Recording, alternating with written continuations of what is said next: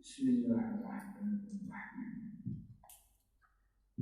Alhamdulillahi rabbil alamin. Wassalatu wassalamu ala asyrafil anbiya'i wal mursalin. Sayyidina wa maulana Muhammadin sallallahu alaihi wasallam. Allahumma arina al-haqqa haqqan warzuqna ittiba'ah. Wa arina al-batila batilan warzuqna ijtinabah. Allahumma faqqihna fi din wa 'allimna ta'wilih. Allahumma faqqihna fi din wa 'allimna ta'wilih. Allahumma faqqihna fi din wa 'allimna ta'wilih. Allahumma nawwir qulubana bi hidayatika wa nur syamsika abadan abada. Bi rahmatika ya arhamar rahimin. Rabbi shrah li sadri wa yassir li amri wahlul 'uqdatam min lisani yafqahu qawli. Allahumma shalli wa sallim ala sayyidina wa maulana Muhammad.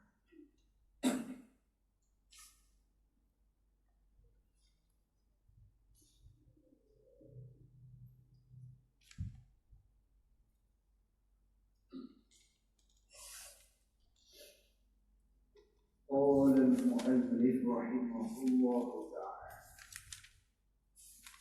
ونفعنا بعلومه وبعلومنا في الدارين.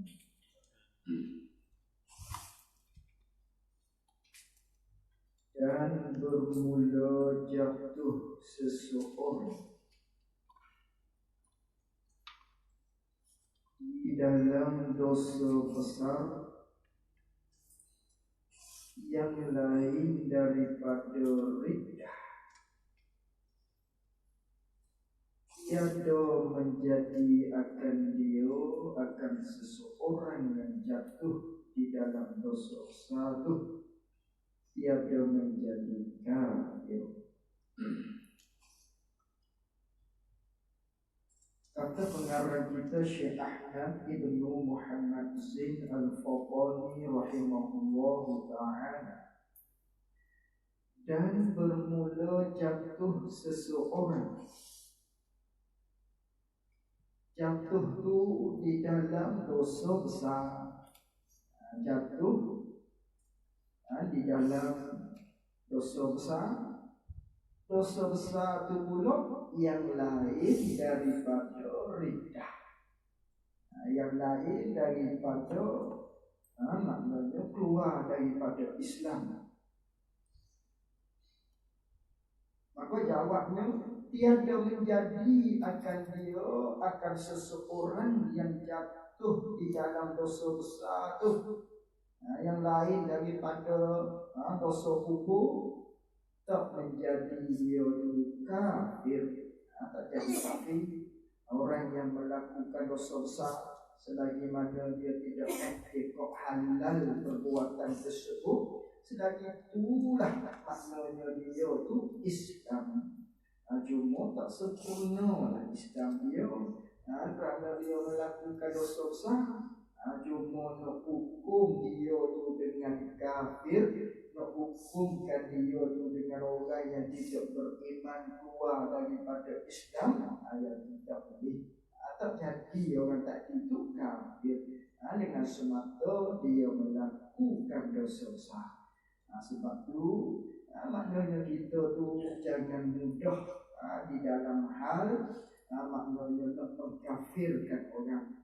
Sama ada dalam hal kita bermaluh kepada dia, tiba-tiba oleh kerana kita maluh sangat kepada dia tadi tu, kita kata dia tu kafir, mukhafir. Nak maluhnya kita kepada dia, lalu tentu ucap di bibir kita dengan perkataan seperti itu, maka salahlah. Kalau dia tu tak kafir, maknanya kata Nabi sallallahu alaihi wasallam, kembali kafir tadi itu kepada kita. Dan mudah kita nak lidah kita tu dia panggil cuma dengan perkataan kesalahan yang tidak elok kita hukumkan kepada orang. Tak jadi orang yang dosa besar, orang yang melakukan dosa besar lain daripada redah, tidak akan jadi kafir selama mana dia ekor dosa besar yang dia buat dia haram lagi dosa. Selagi dia tak menghalalkan, tak jadi kafir. Dan tiada dihukumkan, wajib taubat. Dan tiada dihukumkan, yakni tiada dihukum oleh ulama, tiada dihukum atas orang yang mubtadi', atas orang yang mengeko-eko di dalam permasalahan buku akidah, buku pegangan. Tiada dihukumkan, yakni oleh ulama, atas orang atau mengeko-mengeko yang mubtadi', atau mengeko-mengeko yang berpegang orang yang mubtadi' dengan kufur, yang tak dihukum kufur, atau dihukum kufur atau orang yang mubtadi' atau orang yang mengeko-mengeko di dalam masalah akidah tak dihukum kufur, tak dihukum dengan kufurnya kufur orang yang mubtadi'. Ulama tak hukum kufur kepada orang mubtadi' dalam masalah akidah ni. Bisa orang yang mubtadi' seperti Mu'tazilah, seperti puak-puak Mu'tazilah, ulama tidak menghukum kufur mereka tadi. Mu'tazilah ni yang mengatakan, yang beriktikad bahawa hamba itu menjadikan perbuatan dirinya diri hamba. Perbuatan mana ni? Perbuatan yang bangsa ikhtiar. Ini kita mengaji. Maknanya di i'tiqad Mu'tazilah, perbuatan yang bangsa ikhtiari ni, perbuatan yang bangsa kita buat hati kita nak ni, dia bukan perbuatan hamba, bukan perbuatan Allah. Cuma maknanya Allah Ta'ala beri kepada kita, maknanya maka kita buat terjadinya perbuatan yang kita nak pilih tadi itu terjadi dengan perbuatan diri kita. Itu i'tiqad Mu'tazilah. Jadi ulama-ulama maknanya tidak menghukumkan Mu'tazilah tadi itu dengan kufur, atau dihukum dia dengan kufur. Dan yang mengingkarkan itu, kalau kita baru sikit mengingkarkan, la ala shawab, yang betulnya mengingkarkan. Dan yang mengingkarkan harus melihat Allah di dalam akhirat. Itu sama juga. Ulama tidak menghukumkan kufur bagi mereka. Mereka yang beriktikad dalam hatinya, maknanya tak boleh melihat Allah Subhanahu wa Ta'ala bila di dalam akhirat, di dalam negeri akhirat. Dia kata tak boleh. Pun maknanya ulama tidak menghukumkan mereka yang berpegang seperti itu dengan kufur. Kerana apa tu mereka tu tidak dihukumkan dengan kufur? Mu'tazilah tadi itu yang beriktikad, maknanya hamba yang menjadikan perbuatan dirinya bukan Allah, serta mereka yang ingkar harus lihat Allah Ta'ala di dalam akhirat. Sebab apa ulama tidak hukum kufur mereka tu? Kerana ada bagi mereka itu pegangan Mu'tazilah ni yang beriktikad hamba menjadi perbuatan diri dia dan mengingkar harus lihat Tuhan di dalam akhirat tu. Bagi mereka tu takwil. Mereka ada takwil sendiri di dalam Al-Quran sana. Dia ada lah ayat-ayat dia, tempat pegangan dia tu. Sebab itulah maknanya tak dihukumkan kufur kepada mereka. Melainkan maknanya dihukum kufur oleh ulama. Siapa? Mubtadi' yang mengatakan, puak-puak yang beriktikad reko-reko dalam akidah, yang dia iktikad bahawa Allah Ta'ala itu berjisim.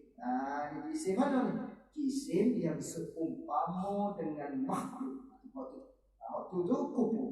Waktu ulama ijma' sebulat suara, maknanya mereka yang iktikad Allah Ta'ala tu bertubuh badan sebagaimana tubuh badan makhluk, maka orang tu kufur. Dia iktikad Allah Ta'ala jisim kal ajsam, jisim sebagaimana jisim makhluk, waktu kufur. Ada puak-puak maknanya yang berektikad puak-puak mubtadi' juga. Dia iktikad maknanya jisim tak sebagaimana jisim makhluk. Itu tak kupu lagi tu. Tu khilaf ulama. Ada setengah kata kupu lagi. Kata setengahnya tak kupu. Tapi pasal reko-reko dalam masalah akidah. Itu cabai dua. Ada bagi pada dua. Jisim kupu kata kupu sebulat suara ni.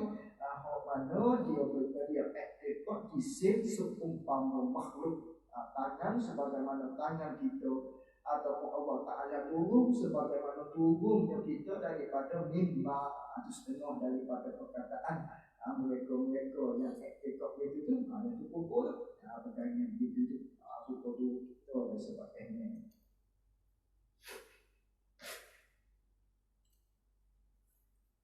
Dan yang mengingkarkan itu sama juga kita yang kita silap mengingkarkan, bukan menukarkan, mengingkarkan. Dan yang mengingkarkan mengetahui Allah Ta'ala akan segala juz'i. Ini kupu-kupu juga.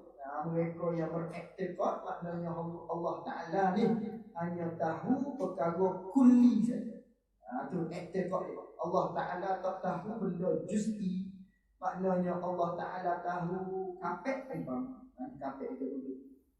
Tapi Allah Ta'ala tak tahu maknanya berapa yang ada di kapek itu benar-benar dia ada setengah daripada mereka yang muktabih dalam masalah akidah dia pegang gitu. Salah juga. Kupu orang pegang.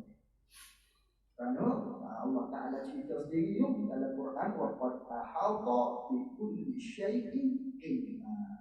Sebab tu kupu mereka. Semua kita telah huraikan dalam 40 ini. Maka tafsir pada kata malaikat hak ini dihukum kufur, maka jadi kafir ia mubtadi' yang beriktikad Allah Ta'ala itu berjisim, dan mubtadi' yang beriktikad yang ingkar Allah Ta'ala tahu akan segala juz'i. Maka jadi kafir ia kata jadi kafir itu dengan ijma'. Dengan ijma' ulama, dengan sebulat suara kata puak-puak ni puak-puak mubtadi' profesi pegang kata iktikad Tuhan itu berjisim seperti jisim makhluk, ataupun dia kata Allah Ta'ala hanya tahu perkara kulli, tak tahu benda juz'i. Waktu pukul dengan ijma' ulama sebulat suara waktu kafir. Dan wajib atas tiap-tiap mukallaf, dan wajib atas tiap-tiap mukallaf. Bila sebut wajib atas, wajib syarat. Apa wajib syarat? Ma yusabu ala fi'li wa yu'aqabu ala tarkih. Buat dapat pahala, tinggal dosa. Dan wajib atas tiap-tiap mukallaf, atas tiap-tiap kepala, kalah tiap-tiap orang.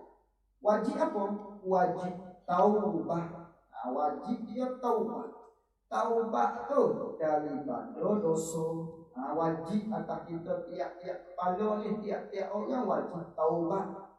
So wajib taubat tu pula daripada dosa, wajib-wajib dengan bersegera. Dua terlekat di kita. Dua wajib syarat. Yang pertamanya di kita tu, manakala laku dosa, buat dosa terlanjur, terus taubat. Tu yang pertama, wajib taubat. Yang keduanya, wajib taubat daripada dosa tu dengan bersegera. Tak boleh tangguh. Manakala buat dosa tu taubat, tangguh tu dosa, tiap-tiap saat duduk dalam dosa. Itu dua. Wajib taubat dah satu laginya wajib bersegera. Dan wajib atas tiap-tiap mukallaf wajib taubat daripada dosa. Wajib tu pula dengan bersegera. Goyohnya pada kata wajib taubat daripada dosa tu. Dan jika dosa kecil sekalipun, yakni wajib kita taubat dengan besar. Ada wajib taubat, dosa kecil sekalipun kita buat, maknanya kena kita taubat kepada Allah Subhanahu Wa Taala. Misal seperti apa yang kita buat tadi, wajib taubat. Cumanya beza dosa besar, dosa kecil tu. Dosa kecil maknanya di kita umat Nabi Sallallahu Alaihi Wasallam, Allah Taala tawarkan beberapa banyak tawaran-tawaran, di antaranya kita mengambil wudhu tu.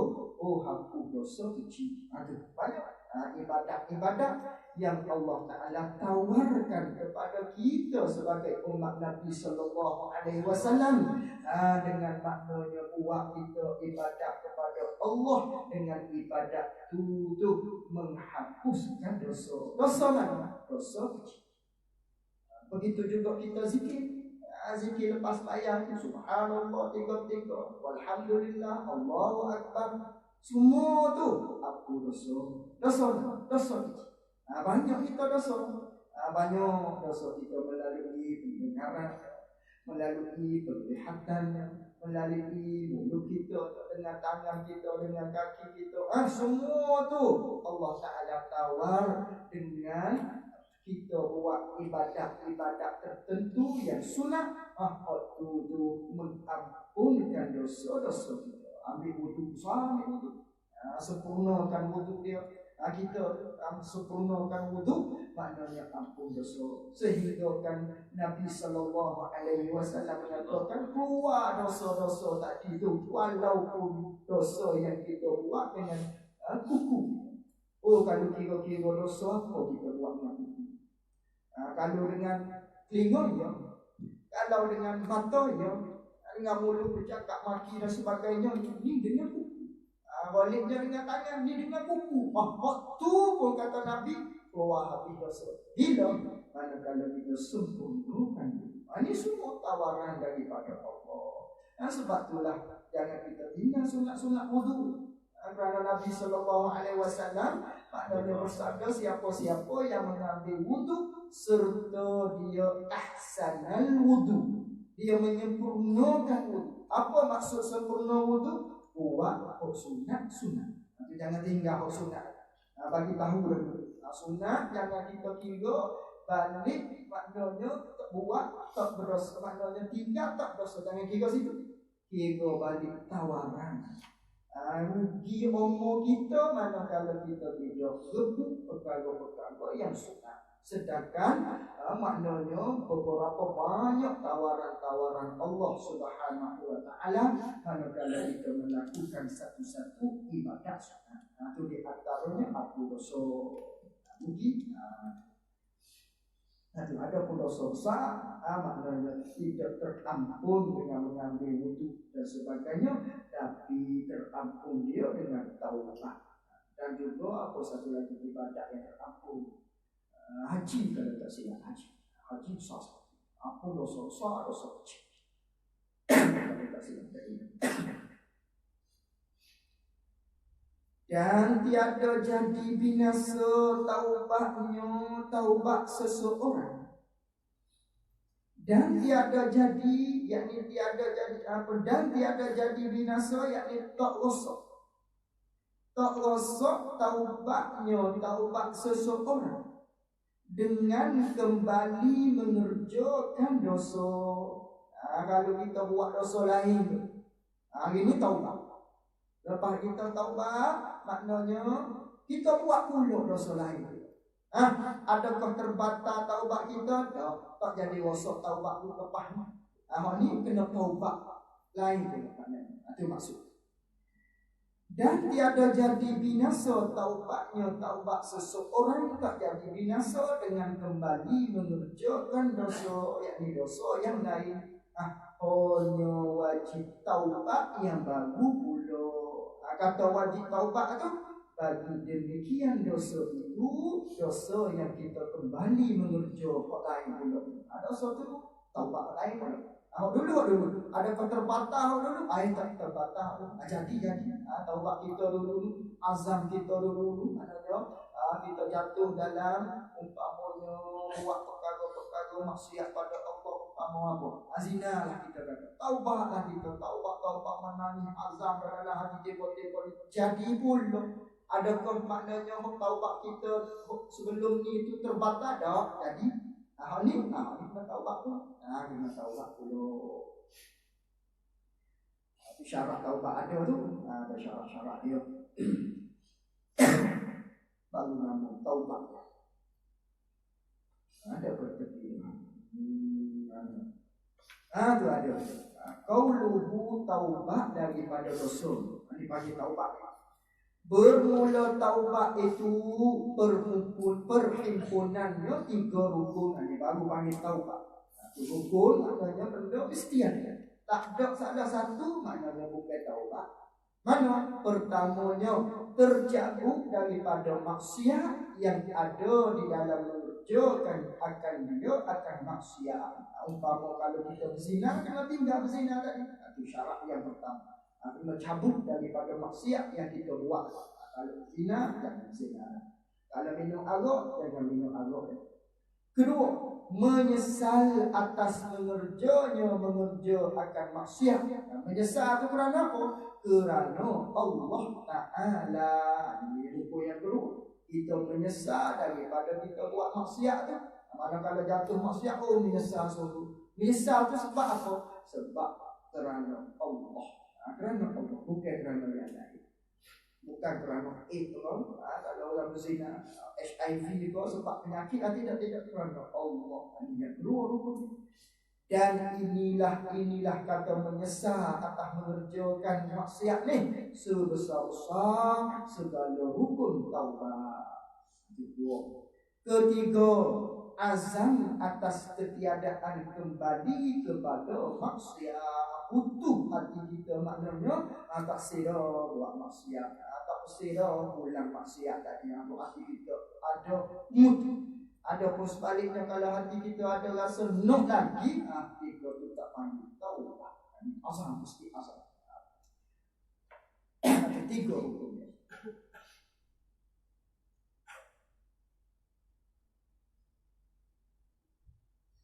Dan tiada jadi binasa taubatnya taubat seseorang dengan kembali mengerjakan dosa dosa yang lain. Hanya wajib taubat yang baru pula. Wajib taubat bagi demikian dosa itu, demikian kata dosa yang kita kembali buat lepas daripada kita taubat pada dosa yang tersebut. Dan mereka mati, yakni mereka yang mati. Dan mereka mati, yakni mereka yang mati belum daripada taubat. Dan mereka yang mati belum taubat. Taubat mana? Taubat daripada dosa lah. Tiada dijazamkan, tiada dihukum dengan hukuman yang putus, ataupun tak boleh kita nak memutus dengan hukum. Tiada dijazamkan. Dan mereka yang mati belum taubat, mereka yang mati sebelum daripada taubat ni, dia tak mati lagi, dia tak taubat lagi. Tak boleh kita nak jazamkan, tak boleh kita nak memutus, nak hukum ke atas dia tu dengan diazab akan dia, akan mereka yang mati sebelum dia taubat. Tak boleh. Tak boleh kita nak mengukuh, tak boleh kita nak memutuskan dengan hukum kata orang ni cerak-cerak dah akan diazab. Bila? Manakala dia tu tak mati lagi, walau dia tak taubat. Manakala kita tengok orang yang mengerjakan maksiat kepada Allah, tiba-tiba kita nak menghukumkan dia tu secara utuh, dia kena azab Allah. Tak boleh. Sebab apa? Dia tak mati lagi. Mungkin boleh jadi dia akan taubat daripada dosa. Maknanya nanti kalau mana tahu. Sebab tu tak boleh kita nak jazamkan, tak boleh kita nak hukumkan secara utuh orang tu akan diazab oleh Allah. Kerana apa kata tak boleh nak memutuh dia tu dengan azab? Kerana harus bahawa mengampuni, yakni mengampuni oleh Allah Ta'ala bagi mereka yang mati belum taubat.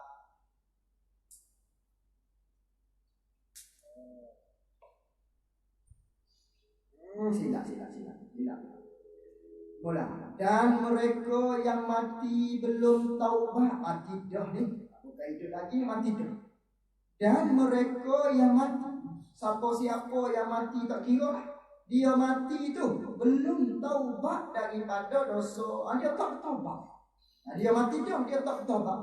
Tak boleh kita nak hukumkan ke atas orang tersebut, tiada dijazamkan dengan diazab akan mereka yang mati sebelum taubat. Tak boleh kita nak hukumkan orang yang mati ni tanpa dia taubat. Tak boleh kita nak mutuh dia akan diazab cerak-cerak dah dia ni. Mati dengan berzina dan umpamanya. Kita kata mesti dia diazab. Tak boleh kita nak mutuh. Kerana apa? Kerana harus bahawa mengampuni Allah Ta'ala bagi mereka yang mati belum taubat. Harus bagi Allah Ta'ala ampun dia, melainkan istisna, maknanya Allah Ta'ala tak ampun, melainkan dosa kupu. Ada pun dosa kupu, maknanya ini diistisna daripada tu. Ini cegak-cegak dari azab, maknanya dosa kupu. Maka tiada mengampuni oleh Allah. Tafsir pada kata lainnya, maka tiada mengampuni oleh Allah Ta'ala daripada dosa kupu. Kata tak ampun daripada dosa kupu tu sekali-kali. Bila kata tak ampun dosa kupu sekali-kali, baik apabila mati seseorang atas kupu.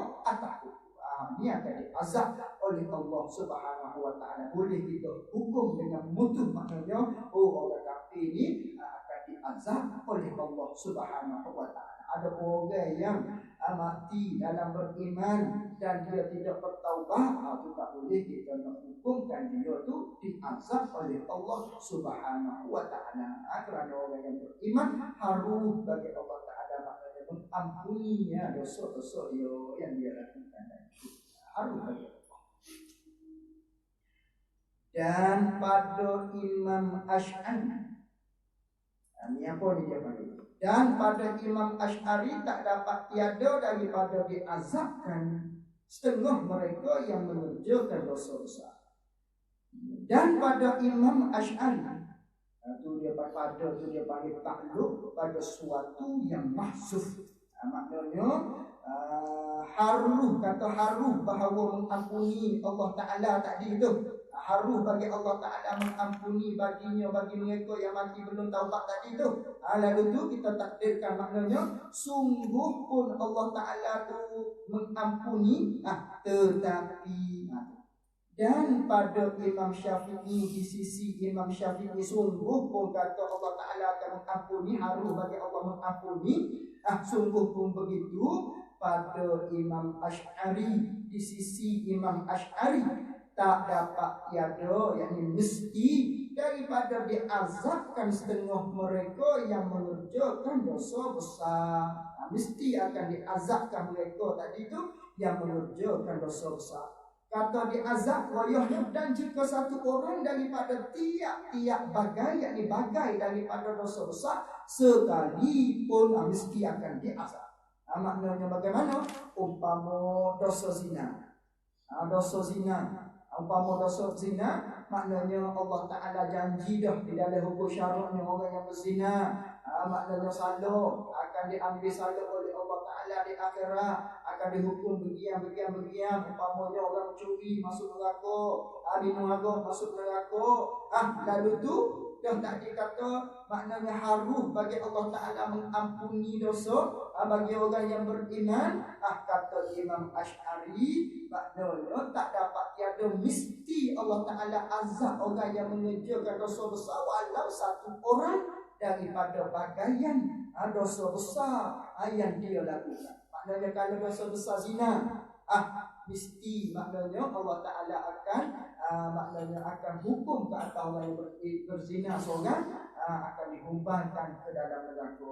Itu satu. Ataupun curi, satu akan diazab oleh Allah Ta'ala. Bagi minum arak pula, satu orang akan diazab oleh Allah Ta'ala. Bagi tiap-tiap bagai daripada dosa besar, satu akan ada yang akan diazab oleh Allah Subhanahu Wa Ta'ala. Kerana apa? Kerana Allah Ta'ala janji dia, kan? Dalam hukum syarak, bila Allah Ta'ala janji, innallaha la yukhliful mi'ad. Sesungguhnya Allah Ta'ala tidak akan memungkiri janji dia, tidak akan menyalahi janji dia.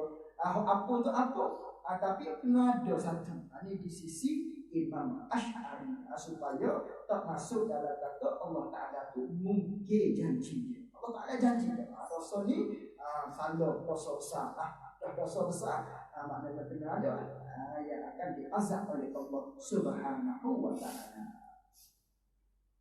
Dan wajib memeliharakan hati daripada segala maksiat hati. Dan wajib memeliharakan hati daripada segala maksiat bagi hati. Tafriknya, maka setengah daripada maksiat hati jahat sengko dengan Allah. Ini wajib kita jaga. Maksiat hati bagi kita jahat sengko dengan Allah. Umpama kita kata, semuanya aku ni walaupun aku sembahyang, walaupun aku solat, tapi kat duk miskin situ. Aku duduk ngaji agama dah, tapi kat duk sesok situ. Kita jahat sengko daripada Allah Subhanahu wa Ta'ala. Kita jahat sengko dengan Allah Ta'ala. Salam, aku maksiat hati. Maka setengah daripada maksiat hati itu jahat sengko dengan Allah. Dan aman daripada muka Allah. Setengah daripada maksiat hati juga. Kita berasa selamat daripada muka Allah. Kita sengko Allah Ta'ala tak ambil salah kepada kita. Umpama kita buat maksiat, lalu tu kita harapnya Allah Ta'ala tak ambil salah kali. Dengan dosa aku buat tu, dia panggil berasa aman daripada muka Allah. Ini pun maksiat hati juga. Dan putus asa daripada rahmat Allah. Kita putus asa daripada rahmat Allah Ta'ala. Kita rasa Allah Ta'ala tak akan ampun dosa kita. Ini setengah daripada maksiat hati juga. Hati-hati orang yang beriman, maknanya harus bagi Allah Ta'ala, maknanya akan mengampunkan dosa kita. Sebab tu kita tak boleh putus asa daripada rahmat Allah, walaupun kita sudah terlanjur di dalam dosa besar sekalipun. Maka ada harap Allah Ta'ala akan ampun dosa-dosa kita. Dan takabur atas hamba Allah. Kita duduk takabur, kita duduk besar-besarkan ibadat kita, rasa kita ni lah yang hebat dan sebagainya. Dan riya, arti riya memperlihatkan kebajikan seseorang. Seseorang yang riya tu dia memperlihat, dia menunjuk dengan kebaikan yang dia buat. Riya. Dan ujub, setengah daripada maksiat hati lakukan. Ini dalam kitab Nawawi yang katakan satu-satu. Dan ujub, arti ujub itu tercengang dengan taat seseorang. Dia rasa hairan, dia rasa takjub dengan taat dia. Tak ada dah, maknanya pak aku ni, aku buatnya ibadat aku ni, rasa hairan semua dia. Itu ujub. Dan dengki, dia rasa dengki. Dan dendam, dan azam atas mengekali maksiat. Dia cita dalam hati dia nak ulang maksiat lah pula. Panggil semua tu panggil maksiat hati.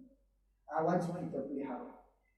Dan sayang dengan barang yang diwajibkan oleh Allah Ta'ala daripada zakat dan lain daripada zakat. Itulah nafkah kepada isteri. Dia sayang nak keluarkan, dia sayang nak membelanjakan zakat, sedangkan zakat itu wajib atas dia. Dia sayang nak beri nafkah kepada anak dia, kepada isteri dia. Ini semua bagian daripada maksiat hati. Rasa sayang. Dan jahat sengko dengan makhluk, setengah daripada maksiat. Jahat sengko dengan makhluk, sengko orang tu curi tanpa kita lihat, sengko orang tu maknanya buat maksiat tanpa kita melihat dia buat maksiat. Ini semua salah, semuanya salah panggil maksiat hati. Maksiat hati itu jahat sengko dengan makhluk. Dan menghinakan dia kan makhluk, setengah daripada maksiat hati. Pelekeh makhluk, kita hina makhluk. Sama ada makhluk itu manusia ataupun binatang sekalipun tak boleh kita nak pelekeh, tak boleh kita nak hina. Dan menghina akan dia akan makhluk, kait kata hina-hina dengan ketiadaan jalan syarak. Dengan jalan syarak tak apa. Seperti kita pelekeh orang, kita hina orang dengan sangka yang mudah-mudahan dengan kita duduk kata dia tu, oh mudah-mudahan dia jadi sedar, ataupun mudah-mudahan dia jadi baik balik, ataupun dia jadi berhenti daripada maksiat yang dia buat. Oh kita hina dia sebab tu, itu tak apa. Itu dia panggil dengan jalan syarak panggil.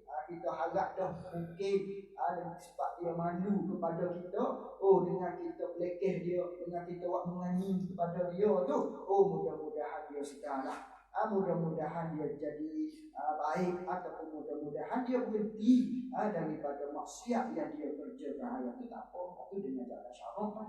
Tak bolehnya bukan dengan jalan syarak kita pelekeh, betul tak? Dan memudah-mudahkan dengan maksiat. Ada yang mudah-mudah dengan maksiat, maknanya dia buat maksiat, dia kata ambil peduli dah, dosa kecil yang ni, dia kata tak apa dosa kecil, boleh apa dia dosa dengan ambil wudu, itu panggil memudah-mudahkan dengan dosa kecil. Tak boleh dengan maksiat hati. Habis. Dan wajib memeliharakan memelihara anggota daripada segala maksiat. Wajib kita pelihara anggota kita ni, kerana semua ni adalah milik Allah Subhanahu Wa Taala. Dia bagi pinjam kepada kita, maka kita gunakan dengan anggota yang Allah Taala beri kepada kita nikmat ni kepada jalan yang diridhai oleh Allah Subhanahu Wa Taala. Dan wajib memeliharakan anggota, wajib pelihara tu daripada segala maksiat. Jangan buat maksiat dengan anggota kita. Maka setengah daripada segala maksiat dengan anggota ni, makan riba. Makan riba tu dia panggil anggota perut. Makan itu masuk dalam perut. Itu setengah daripada yang wajib kita peliharanya. Perut kita daripada makan makanan daripada duit riba. Dan minum minuman yang memabukkan, dan makan harta anak yatim dengan jalan yang salah, tapi tak boleh semua.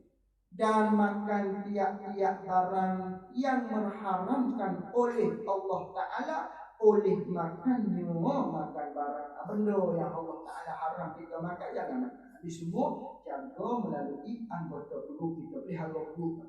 Minum, makan harta anak yatim, makan makanan yang hasil daripada duit riba, dan juga makan makanan yang diharamkan oleh Allah Subhanahu Wa Taala. Itu jaga perut kita. Dan mengumpat, kata orang ni, mengumpat, jaga mulut, anggota mulut kita. Dan mengacung-ngacung, mengacung ni maknanya mengadu domba. Dan dusta, mengacung ni maknanya disipi, dia kata begitu, disipi pula dia kata begitu, jadi palo, dua orang tadi gaduh, dua orang tadi dia panggil mengacung-ngacung. Mengadu domba lah sini, Kuala Lumpur, Sungai Buloh, mengadu domba. Dan dusta, berlawak, menipu, ini semua ni maksiat yang diperbuat daripada mulut kita, dengan mulut kita, anggota mulut. Dan memaki, tak boleh. Dan melaknat orang, tak boleh. Dan memandang kepada perempuan ajnabiyah, memandang dengan makna melihat. Setengah daripada yang kita kena pelihara anggota kita dengan mata kita. Memandang kepada perempuan ajnabiyah, lihat kepada perempuan yang sah nikah. Sungguh pun maknanya dia anggota aurat dia tu boleh terbuka muka dengan dua pergelangan tangan, tapi balik kita lelaki haram melihat, haram kita tengok bertilik pada muka dia. Sungguh pun dia tu tidak mengapa buka, tapi di kita laki-laki ni lihat dia haram. Nak nazar dia tak boleh, nak tengok muka dia, bertilik muka dia, bertilik tangan dia tu haram. Walaupun dia tak berdosa, buka muka dia ataupun buka mata dia, tapi balik kita lelaki tak boleh pandang kepada wajah dia, apatah lagi pandang kepada aurat dia. Itu pun haram, tak boleh. Lebih-lebih lagi lah, tengok muka pun tak boleh. Walaupun dia boleh buka, tapi nak tengok tanpa hajat tadi tak boleh. Melainkan tempat-tempat yang ada hajat lah. Di buku tu boleh nak tengok jual beli dan sebagainya. Ada pun saja-saja, itu tak boleh. Ada pun tengok aurat, yang tidak boleh. Tak boleh tengok aurat perempuan yang ajnabiyah. Siapa? Yang sah nikah lah. Yang ajnabiyah ni perempuan yang sah nikah dengan kita. Satu, maksiat melalui mata kita. Benda yang diredai oleh Allah Subhanahu wa Ta'ala. Dan beliau atas pada kata memandang dan memandang kepada beliau-beliau, kata pandang dengan beliau ni dengan ini, dengan ini pandang dengan ini, pandang dengan rasa seronok. Beliau ni maknanya budak-budak, budak-budak yang tidak ada janggu, tidak ada bisa ada bagi beliau tu. Budak-budak beliau kita pandang dia dengan ingin, dengan rasa mari merasa tengoklah licin ni. Anak bodoh asrama jatah, asrama laki-laki apa-apa. Ini tak boleh. Pandang dia dengan rasa ingin dari haram. So, bila jaga. Dan kepada aurah, ini dia wajah kepada aurah. Dan kepada aurah, yakni memandang kepada aurah. Sama ada aurah di sini ni terbagi pada dua tu, aurah laki-laki ataupun aurat perempuan haram kita lihat. Sama-sama kita tengok aurat kita, sama-sama sayang-sayang kita. Tak boleh. Ada video sekali kawan kita pakai spendul saja kita tengok saya tak boleh. Tak boleh tengok aurat kawan kita. Pakai kain tuala maknanya bawah pusat kita tengok. Tak boleh. Kita kena jaga. Lebih-lebih lagi kita tu belajar agama, jaga aurat. Walau sama-sama laki-laki sekalipun, perempuan sama-sama perempuan, tak boleh tak boleh tengok aurat sama-sama kita. Apatah laki-laki dengan perempuan, perempuan dengan laki-laki. Jaga tu, bepa apa semua tu, adik-ipar. Dan mendengarkan mengupah. Kita dengar mengupah, orang tu mengupah kita masuk dengan haram. Menjaga telinga kita daripada dengar perkara-perkara yang diharamkan oleh Allah. Dan mengurangkan pada sukatan dan timbangan. Kurangkan maknanya tak cukup kilo, tak cukup cupok. Kalau orang nak beli beras dengan cupok kan, tak cukup cupok. Kalau kilo, tak cukup kilo. Ini semua ni tak boleh kita nak beli kulit, tak boleh. Dosa dengan tangan dia. Dan khianat tak boleh juga. Dan mencuri tak boleh juga, haram semua. Dan memukul, yakni memukul orang, dan membunuh, bunuh ni sama ada orang ataupun haiwan tak boleh. Kata bunuh tu dengan tiada sebenar, yang ni tak boleh. Kita kena jaga maknanya anggota kita. Ada pun bunuh dengan sebenar dia tak apa. Waktu kena masuk mahkamah apalah, dia panggil apa tu, bunuh balah. Dengan cara sebenar, itu syarat. Dan berjalan kepada yang diharamkan, maksudnya kaki tu. Kita berjalan kepada tempat-tempat yang diharamkan. Itulah mana sini disko tak kira benda yang tempat yang diharamkan oleh Allah Ta'ala kita pergi. Dan berzina dengan anak kemaluan. Dan zina dan lewat. Zina tu dengan perempuan maknanya. Laki-laki dengan perempuan. Dan lewat ni maknanya dengan perempuan juga, tapi di tempat yang bukan pasu dia, tempat lain kita tanam di tempat lain. Unggul lewat ni panggil. Ataupun lewat tu juga panggil laki sama laki-laki. Lewat haram ni dosa. Dan mengeluarkan mani dengan tangan lain daripada halil. Baru bertemu. Nanti dipakai ni. Ini maknanya highlight. Pulak besar. Awak niat pada kita, tak boleh. Ada pewarna, bunuh pewarna karif macam ni. Dan mengeluarkan mani dengan tangan lain daripada halilahnya.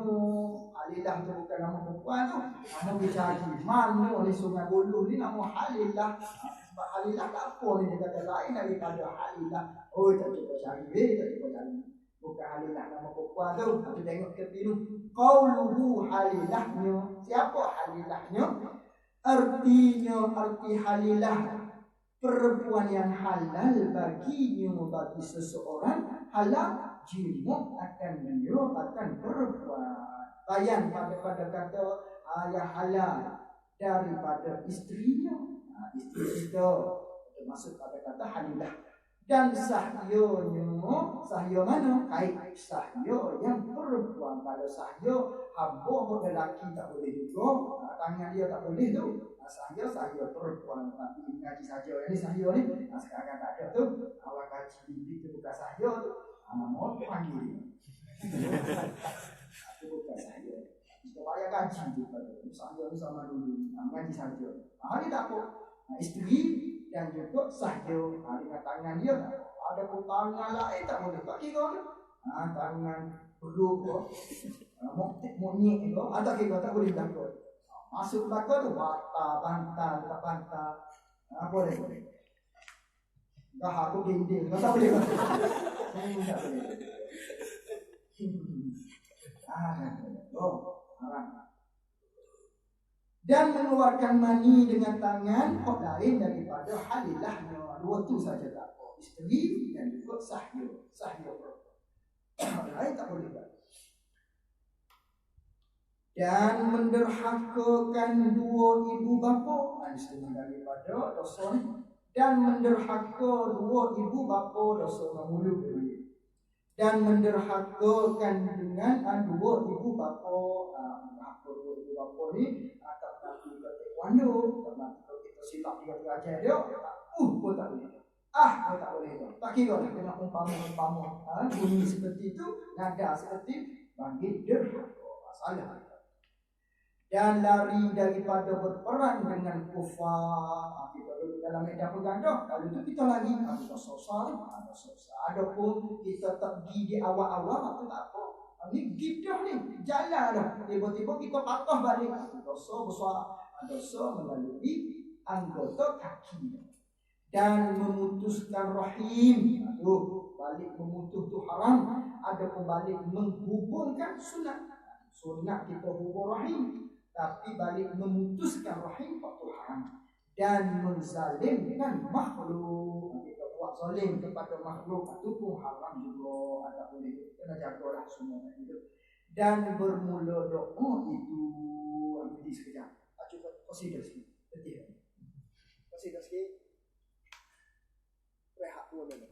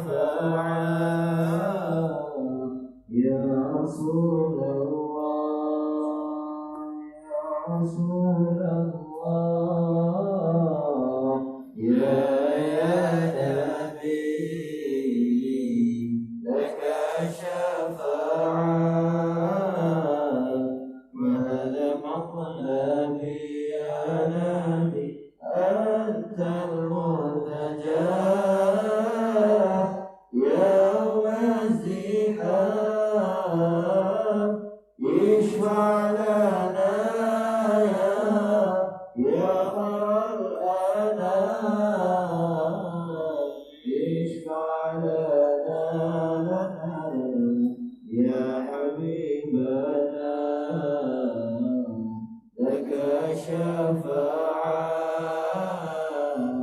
يا رسول الله اللهم صل وسلم وبارك عليه وعلى آله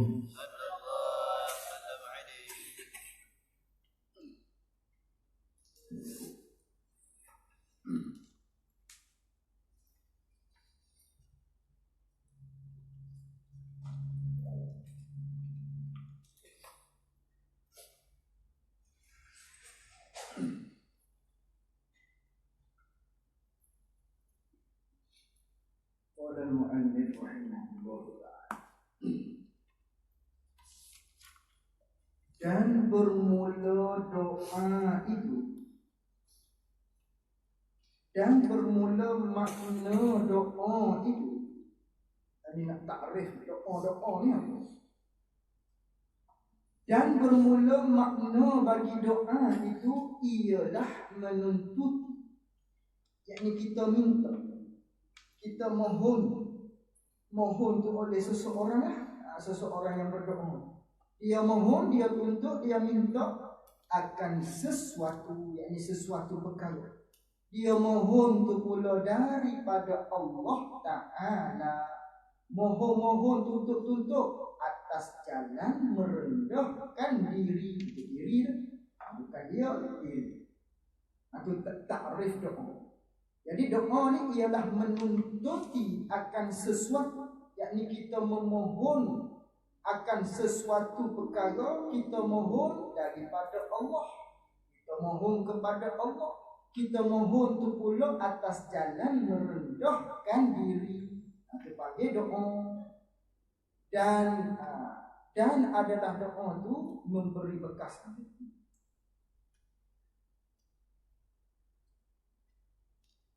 Atas jalan merendahkan diri itu. Gimana? Itu nak contohnya begini. Dan adalah doa itu, dan adalah doa itu tu memberi bekas dengan perbuatan Allah Ta'ala. Doa ni yang memberi bekasnya ialah dengan perbuatan Allah Subhanahu wa Ta'ala. Lalu tu maka memberi manfaat ia doa. Maka dengan doa ni memberi manfaat ia doa akan segala yang hidup. Takmin pada kata yang hidup, sama ada diri, sama ada diri kita, sama ada diri orang yang berdoa, yakni diri kita sendiri yang berdoa dapat manfaat, atau orang lainnya lain daripada diri orang yang berdoa. Kita berdoa kepada orang lain apapun beri manfaat. Ini memberi manfaat dengan doa. Dan akan segala yang mati, ini apa pada kata takdir kalamnya, maka memberi manfaat ia doa akan segala yang mati pun memberi manfaat juga kepada orang yang mati. Beri manfaat juga kait pada kata yang mati dan yang hidup. Jika berdoa ia seseorang, bagi mereka itu segala yang hidup dan segala yang mati. Yang sampai maknanya beri manfaat kepada mereka. Dan memberi mudarat, balik mudarat dengan doa ni. Dan memberi mudarat akan mereka itu segala yang hidup dan segala yang mati. Beri mudarat tu jika berdoa atas mereka itu segala yang hidup dan yang mati. Yang kita berdoa maknanya kalau kita berdoa yang buruk, maknanya Allah Ta'ala maknanya kabulkan doa tadi, kenalah kepada dia, beri mudarat kepada dia. Kita dulu berdoa kepada Yahudi umpamanya, doa kepada mereka tadi dengan doa supaya Allah Ta'ala balas dia. Dia buat kepada orang Islam begini. Tu doa beri mudarat tu. Allah Ta'ala kena. Dan itu sapalah kepada dia tu mudarat. Itu maksud. Dan wajib i'tiqad bahawa sekalian barang yang lain daripada Allah Ta'ala dan segala sifatnya sifat Allah Ta'ala. Setengah daripada perkara maksud apa ni, yang wajib kita iktikad, wajib kita berpegang, wajib kita yakin, dan wajib iktikad bahawa sekalian barang yang lain daripada Allah Ta'ala, yakni lain daripada zat Allah Ta'ala, dan segala sifatnya sifat Allah Ta'ala, takdir kalamnya, dan wajib kita iktikad bahawa sekalian barang yang lain daripada segala sifatnya sifat Allah Ta'ala, sekalian tu binasa, sekalian lain daripada zat Allah, dan yang lain daripada segala sifat Allah, semuanya akan binasa. Kullu syai'in halikun illa wajhah. Banyak ayat-ayat, kullu man 'alaiha fan wa yabqa wajhu rabbika dzul jalali wal ikram. Banyak ayat. Atau wajib kita iktikad semuanya akan binasa melainkan istisna. Ini tak binasa, melainkan 10 perkara, yakni 10 makhluk, 10 perkara yang kekal. Dia panggil kekal aridi. Ini tak binasa, kerana Allah Ta'ala lah yang nak mengekalkan 10 perkara Allah Ta'ala lah yang buatnya, maknanya yang mengekalkan. Dia panggil kekal aridi. Melainkan 10 perkara. Mana 10 perkara tu yang kekal, yang tak binasa, oleh kerana Allah Ta'ala yang menghendaki dia tu kekal, iaitu 10 perkara yang kekal ni, tak binasa ni, kekal yang aridi ni, iaitu roh. Ini apa dia panggil ni, tak binasa ni roh. Tak binasa dengan setipan sakakala, tak binasa ni. Dan ajbuz zanat. Ajbuz zanat tak binasa juga. Maknanya kalau kita dibakar pun, kita mati dalam kebakaran pun, dia tak acur dia. Begitu jugalah kalau pesen jenis kena kenyit, ekologi, acur lebu badan kita, dia tak acur. Ajbuz zanat dikekalkan oleh Allah Subhanahu wa Ta'ala. Allah Ta'ala yang mengekalkan. Qauluhu ajbuz zanat, iaitu ajbuz zanat ni satu tulang yang amat kecil. Tulang yang amat kecil.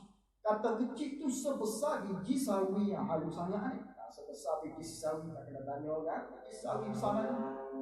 Tempat bagi ajbuz zanat ni pada akhir tulang belakang, yakni belakang bagi seseorang. Dia duduk di hujung, di bawah sekali daripada tulang belakang kita. Dia duduk situ, ada sebesar biji sawi, nama dia ajbuz zanat. Tertentu ia ajbuz zanat ni dengan manusia saja. Maknanya di haiwan tak ada ajbuz zanat, tiada binasa ia ajbuz zanat. Dan daripada ajbuz zanat lah dijadikan manusia pada hari kiamat, seperti barang yang di dalam hadis Bukhari dan Muslim. Ajbuz zanat tidak akan binasa, Allah Ta'ala kekal. Dan jasad anbiya, tubuh badan bagi segala nabi-nabi, tak acur juga, tak binasa. Dan syuhada, tubuh badan segala syuhada, orang yang mati syahid. Dan arash tak binasa, dan kursi tak binasa, dan luh tak binasa, dan qalam tak binasa, syurga dan neraka. Ini semua 10 perkara ni tidak akan binasa. Sebab apa? Allah Ta'ala yang mengekalkan. Dan bahawasanya tiada mengetahuikan hakikat ruh itu. Tidak akan ada orang yang tahu hakikat ruh melainkan Allah Ta'ala, yakni Allah Ta'ala jugalah yang mengetahui hakikat ruh. Dan sebagaimana Allah Ta'ala cerita di dalam Al-Quran, yas'alunaka 'anil ruh qulir ruhu min amri rabbi. Katakanlah ya Rasulullah, ruh ni daripada pekerjaan Tuhan kita. Tak ada orang yang tahu melainkan Allah hakikat ruh bagaimana. Ruh ni bagaimana, nyawa. Dan wajib beriman, wajib lagi kita beriman, wajib lagi kita membenar dalam hati kita, wajib lagi kita percaya dengan bahawa mati itu dengan perintah Allah Ta'ala, daripada surahan Allah, ataupun Allah Ta'ala yang akan tetapkan mati ini kepada siapa. Wajib kita beriman Allah Ta'ala tetapkan bila mati kita. Wajib kita i'tikad mati ini ialah suruhan daripada Allah Subhanahu wa taala. Perintah Allah Subhanahu wa taala. Allah taala tetapkan bila kita akan mati, wajib kita beriman. Dan tak dapat tiada, yakni mesti. Dan tak dapat tiada bagi tiap-tiap makhluk daripada mati. Mesti bagi tiap-tiap makhluk tu mati. Tak dapat tiada bagi tiap-tiap makhluk, tak dapat tiada daripada mati. Mesti akan mati. Semua makhluk akan mati. Kullu nafsin za'iqatul maut. Dan bahawa malakul maut Israfil. Dan bahawa malakul maut ialah yang mengambil akan segala roh, walaupun roh dia sendiri sekalipun. Walaupun roh dia lah yang akan ambilnya. Akhir sekali dia akan ambil. Itu hikmahnya Allah Ta'ala nak suruh Israel ini tahu betapa sakitnya maknanya ambil roh ni. Ini ambil diri dia sendiri. Selama ni dia dah ambil roh orang lain, roh manusia, roh sahabat-sahabat dia, malaikat-malaikat lain. Hari ini akhir sekali dia lah yang akan dicabutkan roh. Dia lah akhir sekali. Allah Ta'ala maknanya suruh dia cabut nyawa dia. Itu pukhilah lah. Dan bahawa seruh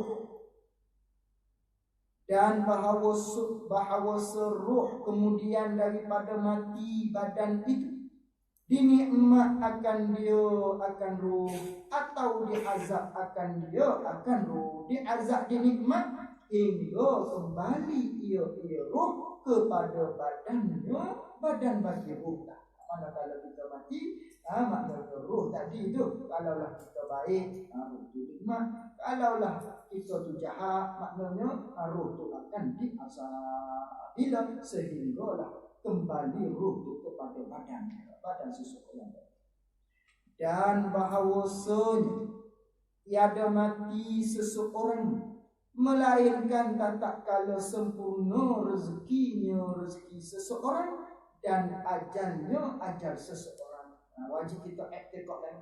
Tidak akan mati seseorang melainkan akan mati tak kala sempurna rezeki dia. Kalau sempurna rezeki dia, matilah, habislah, tamatlah rezeki dia. Maknanya tamatlah riwayat dia.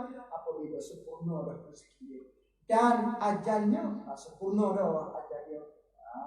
Tak kala sampai ajal dia. Melainkan tak kala sampai ajalnya ajal seseorang. Wajib kita i'tikad dalam hati. Sampai ajal dia mati. Goyahnya wajib kita i'tikad. Maknanya tidak akan mati seseorang melainkan tak kala sempurna rezeki dan ajal. Jika dibunuh sekalipun, tak boleh kita nak kata dia kena bunuh. Maknanya kena bunuh, mati dia tu sebab kena bunuh. Tak boleh lah. Maknanya tak boleh kita i'tikad maknanya dia mati tu kerana dibunuh. Naknya walaupun dibunuh, asbab dibunuh, tapi kerana rezeki dia sudah sempurna dan rezeki dia, ataupun sudah sampai ajal dia, walaupun dengan cara bunuh sekali pun, wajib kita i'tikad. Dan makna ajal itu, apa maksud ajal? Sampai ajal, apa maksud sampai ajal? Dan makna ajal itu waktu yang ditakdir, masa yang ditakdir oleh Allah Ta'ala pada azali, pada sedia kala lagi. Masa itu ditakdirkan oleh Allah Ta'ala. Takdir akan selesai hidup, akan tamat, akan habis kehidupan oleh seseorang padanya pada waktu tersebut. Itulah panggil ajal. Masa yang ditakdirkan oleh Allah Ta'ala sedia kala lagi akan habis kehidupan kita pada waktu tersebut. Itu panggil ajal. Dan bahawasanya orang yang mati itu ditanyakan mereka itu orang yang mati oleh munkar dan nakir. Ini wajib kita i'tikad lagi. Orang yang mati ni akan ditanyakan orang yang mati itu oleh malaikat munkar dan nakir. Akan ditanya dalam kubur. Walaupun tidak ada WhatsApp sekalipun, orang tak ada tahu kepada kita, wajib kita i'tikad secara yakin. Maknanya orang yang mati ni akan disoal, akan ditanya oleh munkar dan nakir. Kata tanya-tanya tu daripada Tuhan lah, soalan daripada Tuhan lah. Maknanya man rabbuka, Dan agama mereka itu, apakah agama kamu? Itu malaikat tanya. Dan nabi mereka itu orang yang mati. Siapa nabi-nabi kamu? Siapa nabi kamu? Itu semuanya akan ditanya daripada persoalan-persoalan yang akan ditanya oleh muka dan nanti. Tanya tu kemudian daripada ditanamkan mereka itu orang yang mati. Akan ditanya selepas daripada kita itu ditanamkan di dalam kubur. Melainkan maknanya kata ditanya semua, orang ni tak ditanya, melainkan istisna pada kata kalam isbat jadi nafi dia. Melainkan jemaah yang tertentu, melainkan puak yang tertentu. Siapa? Setengah daripada mereka itu jemaah yang tertentu yang tidak akan ditanya. Orang yang mati syahid, orang yang mati syahid setengah daripadanya. Tak kira lah nabi, aulia, rasul-rasul, semua itu tidak akan ditanya oleh Allah Ta'ala, oleh muka dan nanti mati syahid di antara mati syahid dalam peperangan. Dan bahawasanya setengah daripada mereka yang mati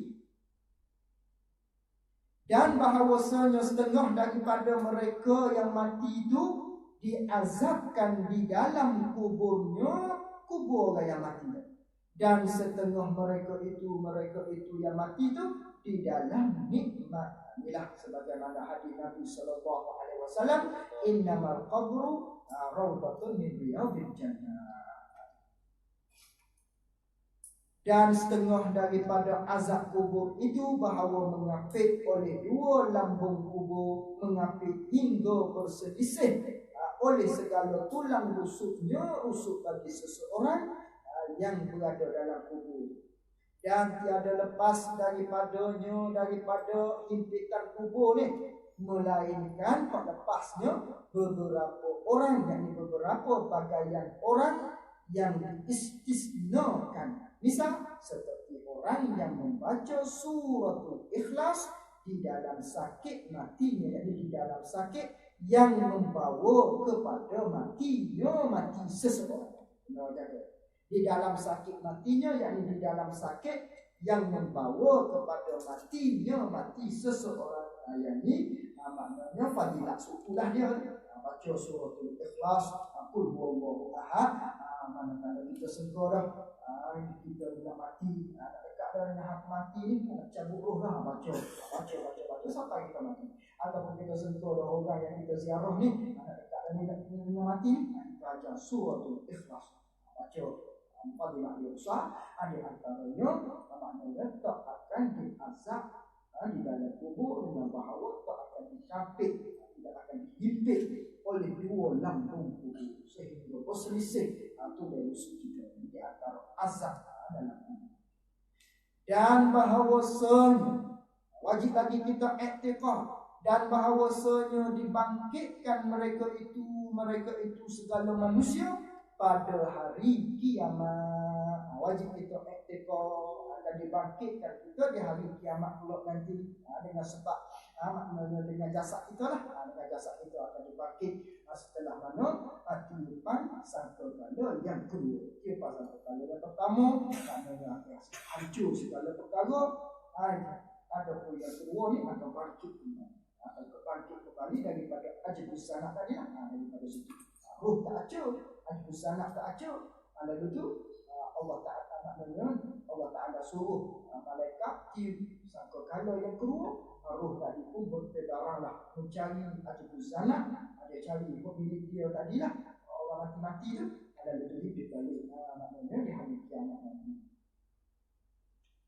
Dan bahawasanya dihisapkan mereka itu setelah kita bangkit, dan bahawasanya dihisapkan mereka itu manusia. Wajib kita iktikad akan dihitung, diperiksa mereka itu manusia atas segala amal mereka itu segala manusia akan dihisap oleh Allah Ta'ala. Kata hisap-hisap tu melainkan mereka yang masuk syurga dengan tiada hisap. Ini tak dihisap, ini tak diperiksa dia. DPIT lah ni golongan mereka yang masuk syurga tanpa hisap. Setengahnya orang yang senantiasa mengkali sembahyang jamaah, di antara mereka yang akan masuk syurga tanpa hisab. Banyak antara kelebihan yang Allah Ta'ala tawarkan kepada kita di atas dunia. Dan bahawa segala amal mereka itu segala manusia ditimbangkan di dalam mizan. Di dalam maknanya penimbang mizan. Wajib kita tengok segala amal kita akan ditimbangkan di dalam mizan. Yaumul haq apa ayat Quran. Itu akan ditimbang di dalam mizan. Mizan ini penimbang ataupun dacing. Mereka ini kali tukar pula. Ayat barisan nasional mizan, parti mizan. Amalul Islam. Dan bahawasanya lalu sekalian mereka itu hamba lalu di atas sirat. Artinya arti sirat titian ataupun jambatan, titian kepada syurga atau kepada neraka. Wajib kita tengok kita akan lalu di atas titian sirat, tak terkecuali. Semuanya akan lalu. Cuma di sebuah cepat dan nampak tadilah. Dan bahawa segala mukmin datang minum mereka itu segala mukminin, segala orang yang beriman minum daripada haud. Artinya arti haud kolam Nabi kita Muhammad sallallahu alaihi wasallam. Mudah-mudahan kita semua ni dapat minum air kolam Nabi sallallahu alaihi wasallam dengan dicebok oleh Nabi kita sallallahu alaihi wasallam. Dan bahawasanya mendapat mereka itu minim akan syafaat Nabi sallallahu alaihi wasallam dapat pada hari kiamat. Dan terlebih besar syafaat Nabi itu syafaat pada menceraikan, bukan mencarikan, menceraikan hukum pada mauqif iaitulah pada mahsyar.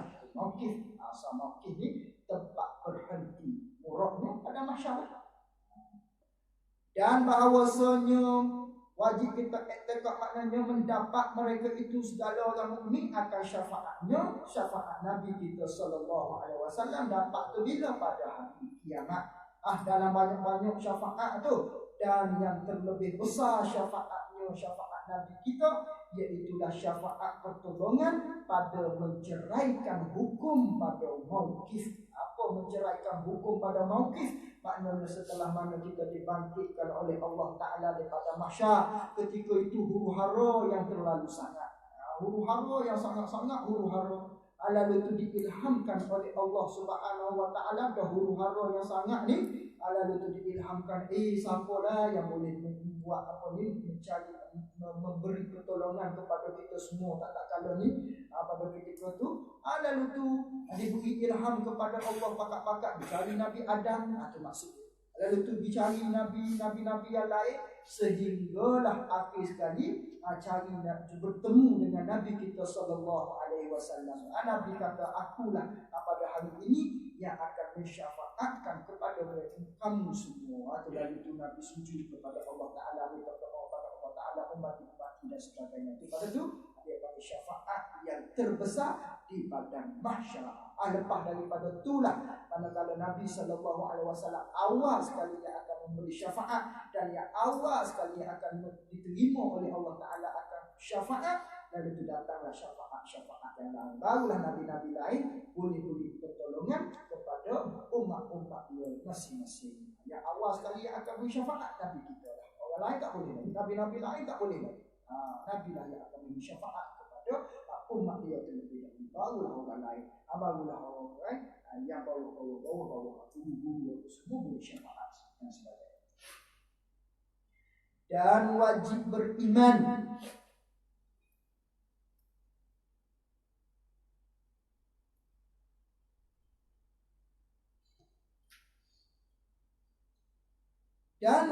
beriman yakni oleh mukallaf. Dan wajib beriman mukallaf yakni oleh mukallaf, wajib kita percaya lagi beriman dengan bahawa neraka itu sebenar. Wajib kita beriman neraka itu sebenar, yakni sungguh ada, sengoti ada, itu maksud sebenar. Dan telah ada ia neraka ni sekarang ini. Ada dah neraka ni dan ini. Sebagaimana faham daripada ayat Allah Ta'ala-nya u'iddat lil kafirin. Faham daripada itulah maknanya neraka ni sekarang ni sudah ada. Dan bahawasanya neraka tempat kediaman yang kekal bagi segala kafir. Tempat bagi orang kafir kekalnya dalam neraka. Wajib kita beriman. Dan barang siapa masukkan dia ke neraka, siapa-siapa yang masuk dalam neraka daripada yang hal keadaan dia masuk tu daripada kalangan orang mukminin. Mukminin mana yang masuk dalam neraka? Mukminin yang derhaka. Orang ni tiada dikekalkan di dalamnya, di dalam neraka. Faman zuhziha annas, maka barang siapa yang masuk ke dalam neraka kemudian dia keluar balik, dengan sebab derhaka lah, dia masuk ke dalam neraka tu, faqad faz, dia keluar balik tu, maka orang tersebut beruntunglah. Walaupun kita orang beriman, walaupun ada buat maksiat, tidak akan dikekalkan di dalam neraka Allah Subhanahu wa Ta'ala. Hanya orang kafir saja, orang yang tidak beriman kepada Allah Ta'ala sahaja yang akan kekal di dalam api neraka Allah Subhanahu wa Ta'ala. Dan bahawasanya, yakni wajib beriman oleh mukallaf lagi, bahawasanya syurga itu sebenar, yakni sungguh ada syurga ni. Dan telah ada ia syurga sekarang ini. Syurga itu sudah ada sekarang. Uiddat lil muttaqin, Allah Ta'ala cerita dalam Quran. Dan memilih setengah ulama, dan telah memilih oleh setengah ulama bahawa tempatnya, tempat bagi syurga ni di atas langit. Ada duduk alih atas langit syurga ni. Dalam peristiwa Mi'raj lah, Nabi SAW, Nabi lihat syurga, lihat maknanya nikmat-nikmat yang ada di dalam syurga ni. Dan orang yang kufur, dan bermula orang yang kufur, orang yang mati dalam keadaan kufur ni, yang tidak beriman kepada Allah ni, wajib kita iktifaknya tiada masuk akan orang yang mati ni di dalam syurga sekali-kali. Orang yang mati dalam kufur ni di dalam syurga sekali-kali. Wajib kita iktifak mereka ni tak akan masuk di dalam syurga Allah Subhanahu wa Ta'ala. Siapa orang yang kufur, orang yang tidak beriman kepada Allah Subhanahu wa Ta'ala. Dan hanya sungguhnya syurga, dan hanya sungguhnya ia syurga, tempat kediaman yang kekal, yakni yang kekal selama-lama bagi mukminin, bagi kita orang yang beriman kepada Allah Subhanahu wa Ta'ala. Dan tu bersedap-sedaplah mereka itu orang yang mukminin, bersedap-sedap padanya, yakni di dalamnya, di dalam syurga. Kata bersedap-sedap tu dengan berbagai-bagai, dengan bagai-bagai, yakni dengan berbagai-bagai, dengan pelbagai an-na'imul muqim, dengan berbagai-bagai daripada bagaian nikmat-nikmat yang berkekalan yang ada di dalam syurga. Sedap kalau tu. Walaupun orang tu dimasukkan ke dalam neraka terlebih dahulu, orang beriman lalu itu akan dimasukkan ke dalam syurga Allah dengan diberi beberapa nikmat di dalam syurga Allah. Dan yang terlebih lazat daripada segala nikmat syurga itu ialah memandang kepada wajah, memandang kepada zat Tuhan Ar-Rabbul Karim. Memandang kepada zat Tuhan kita adalah Ar-Rabbul Karim atau Ar-Rabbil Karim. Memandang itulah yang paling lazat sekali nikmat di dalam syurga. Habis razaqanallahu ta'ala zalika ma'al mun'ami alaihim minan nabiyyin was-siddiqin wasyuhada'i was-solihin wa hasuna ulaika rafiqa walhamdulillahi rabbil alamin. Razaqanallahu ta'ala zalika ma'al mun'ami alaihim. Minta-mintalah ataupun mudah-mudahanlah memberi rezeki akan kita semua, akan kami ni oleh Allah Ta'ala memberi rezeki. Zalika, akan demikian itu, demikian kata apa? Demikian kata dapat duduk bersedak-sedak dengan berbagai-bagai an-na'imul mungkin, dengan berbagai-bagai nikmat syurga. Ataupun dengan demikian itu boleh rojak juga kepada nikmat syurga yang paling indah sekali, iaitu memandang kepada zat Allah Ta'ala tu. Mudah-mudahan Allah Ta'ala memberi rezeki kepada kita akan demikian itu tadilah. Serta dengan orang-orang minan nabiyyin, daripada kalangan-kalangan orang nabi, orang-orang yang siddiq atau syuhada, orang-orang yang mati syahid, wassalihin, orang-orang soleh, wa hasuna ulaika rafiqa, dan mereka dapat wa hasuna ulaika rafiqa, maknanya dan seelok-elok mereka itu semua tadi itulah nisbah kawan. Walhamdulillahi rabbil alamin, bermula segala puji itu bagi Allah Ta'ala, Tuhan bagi sekalian alam. Wa sallallahu wa sallama ala khairi khalqihi sayyidina Muhammadin wa ala alihi wa sahbihi ajma'in. Dan turun rahmat Allah Subhanahu wa Ta'ala dan kesejahteraan Allah Subhanahu wa Ta'ala, turun rahmat dan kesejahteraan ala khairi khalqihi, atas khairi khalqihi, atas sebaik-baik ciptaannya, iaitulah Sayyidina Muhammad, Sayyidina Muhammadin, iaitulah Nabi kita penghulu, Nabi kita sallallahu alaihi wasallam, wa ala alihi, turun selawat dan salam itu kepada alihi, kepada keluarga Nabi, wa sahbihi, kepada sahabat-sahabat Nabi, ajma'in, keseluruhannya, amin ya rabbal alamin. Ya Allah Ta'ala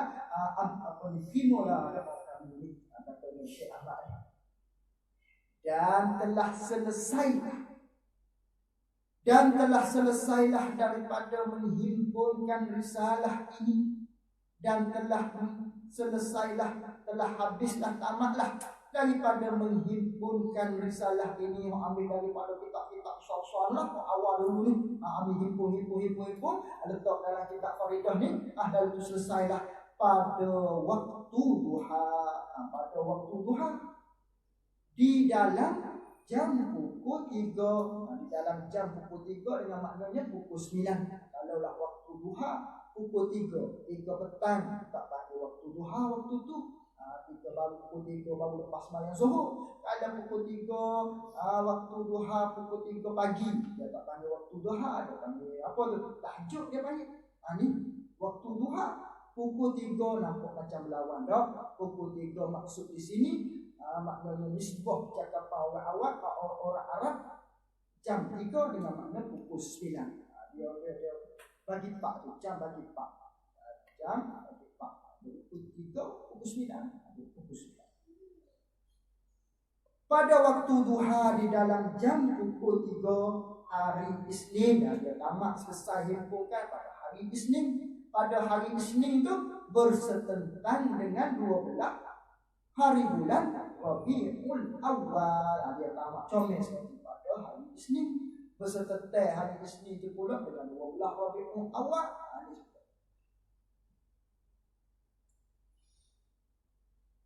Yang pada seumpama 12 Rabiul Awal tadilah.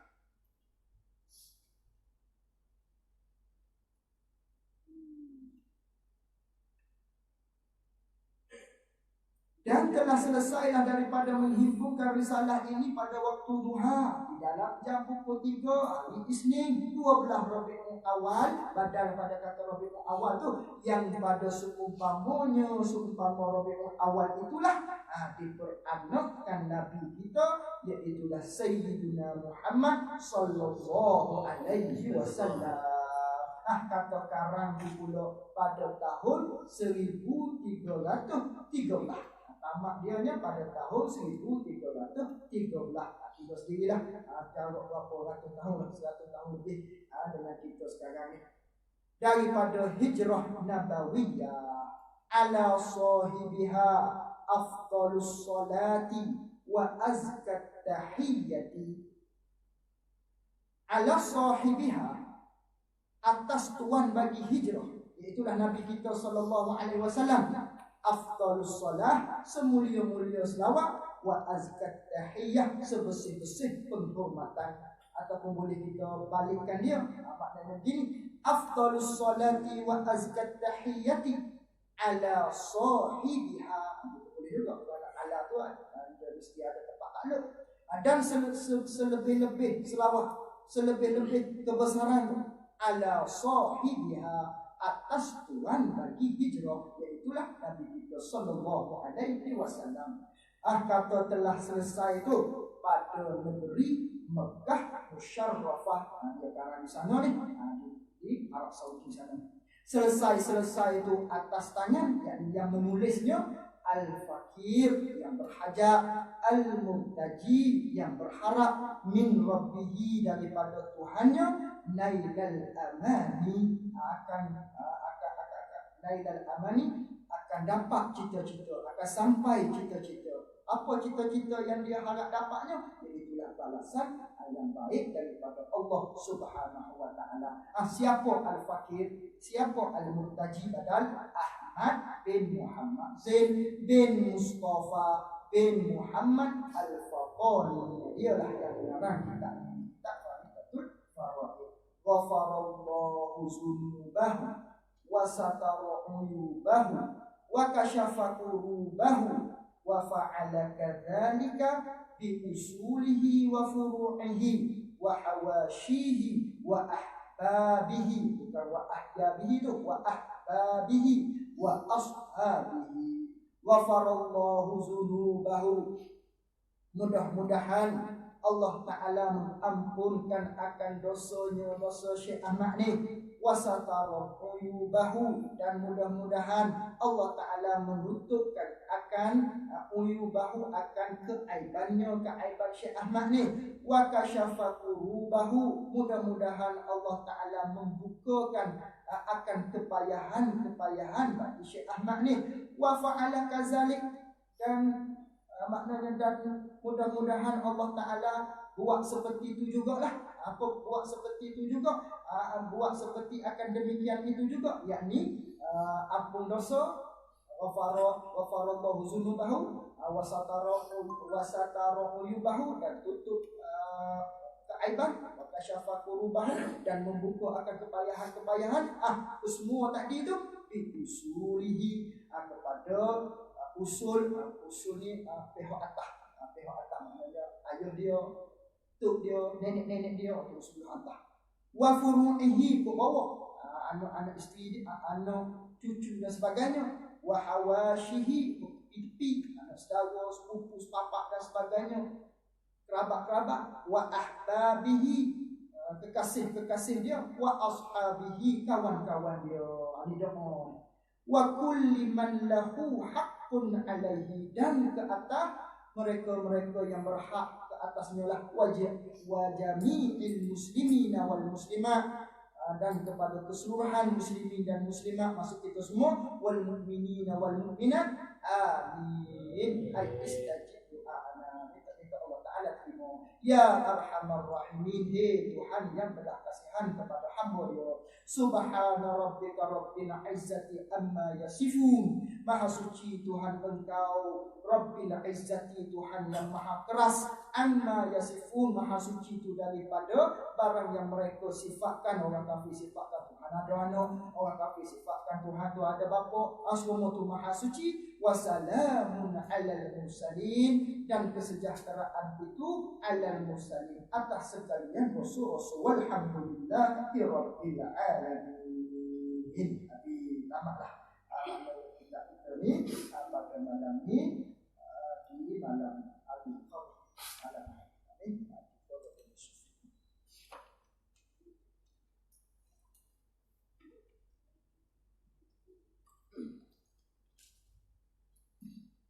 Atau mudah-mudahan dengan muzakarah kita selama ini dapat keberkatan daripada Allah Subhanahu wa taala, dan mudah-mudahan dengan apa yang kita belajar ini dapat kita berkongsi pula kepada masyarakat di luar. Mudah-mudahan kita dapat manfaat dari apa yang kita belajar.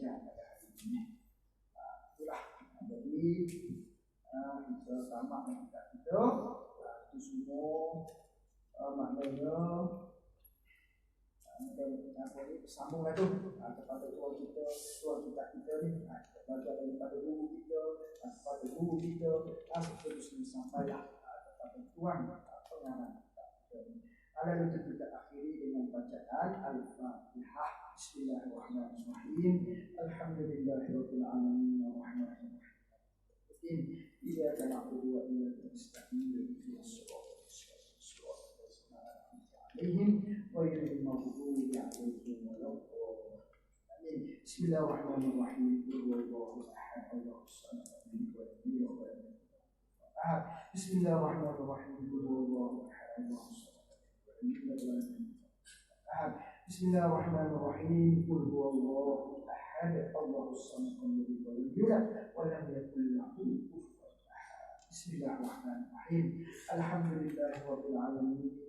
Wassalatu wassalamu ala asyrafil anbiya'i wal mursalin wa ala alihi wa sahbihi ajma'in. Allahumma salli ala sayyidina wa sallim ma'rifatina wa sallim tauhidana wa sallim ajsadana wa sallim kulla syai'in a'taytana. Rabbana hab lana min azwajina wa dhurriyyatina qurrata a'yun waj'alna lil muttaqina imama. Allahumma ighfir lana wa liwalidayna warhamhuma kama rabbawna shighara wa limashayikhina ولمعلمينا ولجميع المسلمين والمسلمات والمؤمنين والمؤمنات الأحياء منهم والأموات. اللهم فقهنا في الدين وعلمنا تأويله. اللهم فقهنا في الدين وعلمنا تأويله. اللهم فقهنا في الدين وعلمنا تأويله. اللهم أخرجنا من ظلمات الوحي وأكرمنا بنور الفهم وافتح علينا بمعرفة العلم وسهل لنا أبواب فضلك وأتمم لنا نورنا يا أرحم الراحمين. اللهم نور قلوبنا بنور هدايتك شمسك أبدا برحمتك يا أرحم الراحمين. اللهم أغننا بالعلم وزينا بالحلم وأكرمنا بالتقوى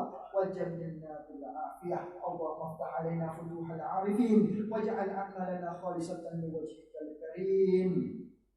اللهم افتح علينا فتوح العارفين واجعلنا أعمالنا خالصة لوجهك الكريم. وصلى الله على سيدنا محمد وعلى آله وصحبه أجمعين والحمد لله رب العالمين.